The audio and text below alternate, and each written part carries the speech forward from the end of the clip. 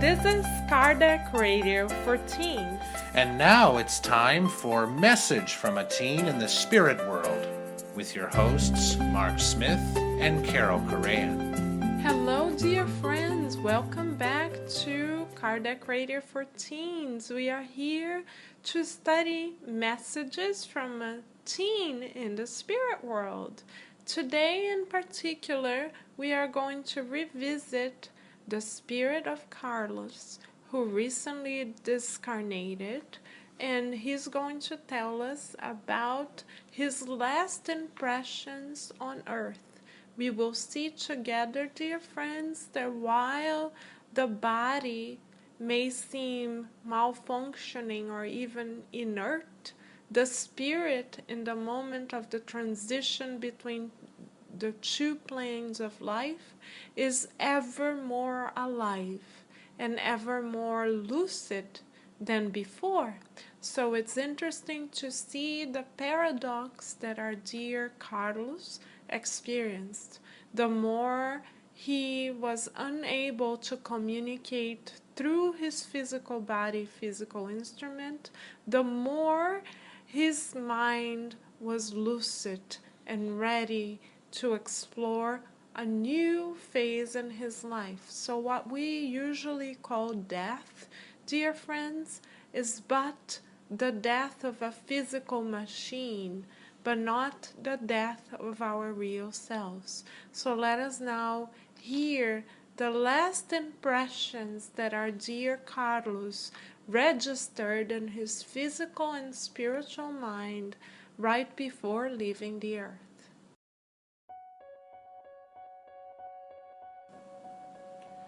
Impressions of my last day on earth. Dear my brother Ducil, I'm writing you this letter to let you know that I didn't really die.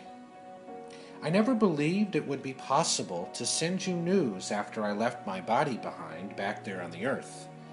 I remember how we used to observe the funeral processions for children and adults from the big window in our room, and when in silence we watched the sad hearse go by, decorated with flowers and carrying someone who would never come back.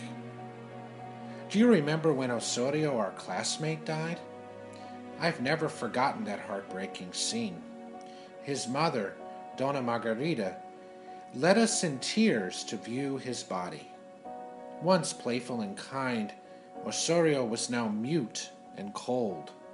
He looked like he was sleeping, unmoving under a pile of roses and memories. When I heard that he would never come back, my heart raced and I went pale.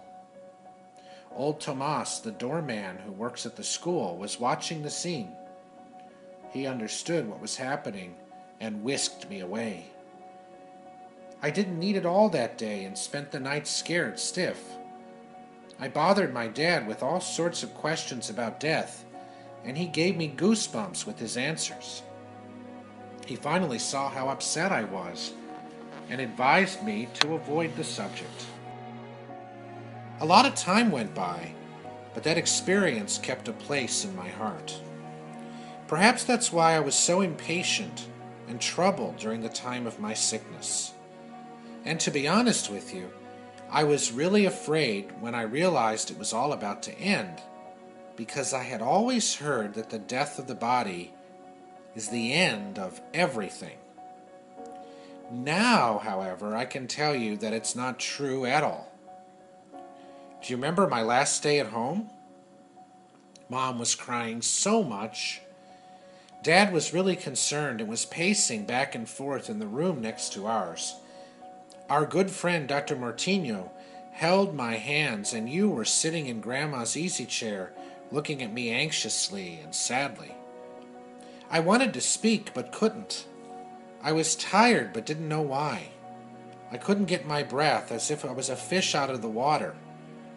I made an effort to say something to put Mom at ease, at least, but there was an enormous weight pressing down on my throat and mouth. I then fixed my eyes on yours and cried a lot because I was afraid of becoming mute and cold like Osorio, leaving never to return again. I couldn't move my lips, but in my mind I prayed the prayers that Mom had taught me. I remembered God and waited for sleep with unspeakable anguish. I wanted to sleep a lot, but my fear of sleeping and not waking up was so great that if I could have, I would have screamed really loudly with all the strength left in my lungs, pleading with Dr. Martino not to let me die.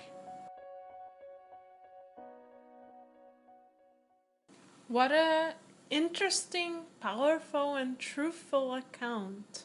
To me, even though our dear Carlos, the spirit, speaks of fear so openly, this is also a message of hope. Why hope? Because he himself starts the letter by saying, I never really died. So what he wants to communicate to his brother Dirceu, but also to all of his brothers and sisters in humanity, ourselves included, is that only the physical machinery stops working, but the spirit, the true self, remains more alive than ever. The contradictions that we hear when he says that he wanted to scream but he couldn't, that he could pray in his mind but he couldn't speak, is the proof or evidence that his spiritual body, Carlos's spiritual body, was in the process of separating from his physical body. We know through our beautiful Spiritist philosophy that our spiritual bodies are connected to our physical bodies molecule by molecule. So sometimes it takes a little while for all the molecules to detach. So though the brain works ever so powerfully, the body ceases to respond, not because God is quote unquote destroying us. Quite the contrary. What we may see as destruction at first is actually a process of liberation. And Carlos is in reality so liberated that he even, as he says, finds a way to write letters from the spiritual colony to his brother and obviously also family in general. So he too is spreading consolation like the many other beautiful spirits who have psychographed messages of hope to us. So what I find really touching in this letter is that we can find hope and we can find life even more beautifully and vividly, so to speak, in death. How beautiful is that? It's like in dying, we really find ourselves. Carlos, shows to us his misconceptions. How he used to think that once someone died, they died to never return. They left to never return again. And he himself is literally the living proof that that is not the case. So I'm really grateful to Carlos for this beautiful message of hope. And if perchance we are undergoing uh, the process of saying goodbye to someone in the spiritual realm from a physical perspective, now we can carry within our hearts the certainty that that person is not really dying, that person is just separating from their physical body because for some reason that physical body is no longer working, just like we need to buy a new car when our car ceases to work. We don't insist in driving around with a car that no longer works. So once our physical machine stops working, we have to let it go. But our true self goes on living. Life literally goes on. Do you have anything you would like to add, Mark, that spoke particularly to your heart? I think it's also, this message also talks a little bit about the way that we incarnates deal with death. And I found interesting how much these young people in the story basically, I mean, it's not surprising. A lot of us have fear of death, and we want to run from it, run away from it, keep it from the Tomas the doorman whisked away the classmates from the scene. It's interesting to think about how important it is for us as who know the Spiritist philosophy to be able to share in times of need this message of hope to those who are in need of it, so that we are not the ones who run away from death, but in far from it, we can help people to see that the beautiful opportunities that lie ahead in their next reincarnation and in their world in their life as a spirit. Right. And so that's something that I read into this message. That's very interesting to me. Yeah, it's interesting to me as well. From my perspective, Mark, it seems like you made a beautiful invitation to us. You're inviting us to have the courage to shift perspectives, to no longer see death as the end of it all, the nothingness or the dark veil that sometimes society portrays death as. You are inviting us so kindly, Mark, thank you, to put our knowledge of the spirit world into practice when needed within the realms of our lives. So when we are faced with the death of someone who we love, we have the choice as spiritists to, yes, long for the gift of their presence, yes, love them, yes, miss them, but also harbor the certainty that nobody really dies, as in the words of Carlos. So some of the things that we can do, as you said, is take a loving action. First, by re-educating our own thoughts and feelings. And second, by sharing the message of hope that we have learned with others.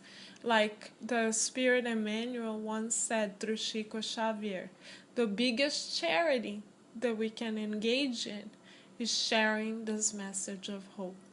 So let us all have the courage this incoming week to share a message of hope with those who may be faced with challenging situations in their lives. It is very kind of us to remind them with love that love never dies. Couldn't think of a more beautiful message, right? Absolutely. And we could also train our own minds by reminding ourselves on a daily basis that we are spirits living a material experience, not the opposite.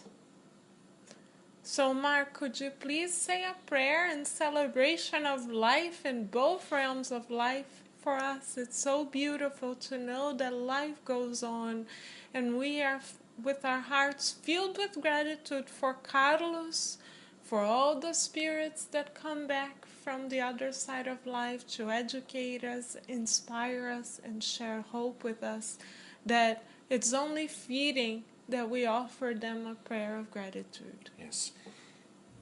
Thank you, beautiful spirits, for all these messages of love and these messages of hope and these messages of these kind words from the spirit realm that allow us to see with our own reason here on earth that there is a certainty in knowing that our life continues on, and that through the love of all these beautiful spirits always around us, we can be guided towards better life actions that will make a difference not only in our life now, but in our spiritual life for many more lives to come. Thank you, good spirits, for offering us all the advice and knowledge that you do. And so be it. So be it. And we hope that we all feel an embrace of kindness, courage, and love coming from Carlos to each of us. And let us carry the certainty this week onwards that all of our loved ones are very much alive and have hearts who are connected to ours beyond this life and the many lives to come. So until we meet again, we send all of you in both realms of life many, many blessings.